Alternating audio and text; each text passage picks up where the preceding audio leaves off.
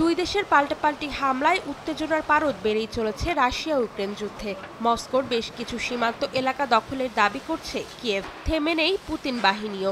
এরই মধ্যে রুশ বাহিনী নিয়ন্ত্রণে নিয়েছে ইউক্রেনের দোনেৎস্ক অঞ্চলের ৬টি গ্রাম। ইউক্রেনীয় বাহিনীর হামলায় পাল্টা জবাব দিতে কিয়েভের বিভিন্ন অঞ্চলে লাগাতার হামলা চালিয়ে যাচ্ছে মস্কো সেনারা।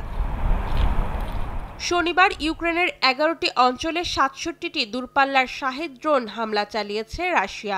সামাজিক যোগাযোগ মাধ্যমে দেয়া এক বিবৃতিতে ইউক্রেনীয় বিমান বাহিনী জানায়, রুশ অধিকৃত উপদ্বীপ থেকে ড্রোনগুলি নিক্ষেপ করা হয়। তবে এর মধ্যে ৫৮টিকেই ভূপাতিত করতে সক্ষম হয়েছে বলে দাবি জানায় তারা।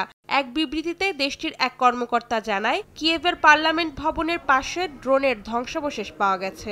তবে সেখানে রাশিয়ার ড্রোন বা ক্ষেপণাস্ত্র পাওয়ার ঘটনা নজিরবিহীন, কারণ রাজধানীটি সোভিয়েত আমলের নেটওয়ার্ক ও পশ্চিমাদের আকাশ প্রতিরক্ষা ব্যবস্থা দিয়ে ঘেরা।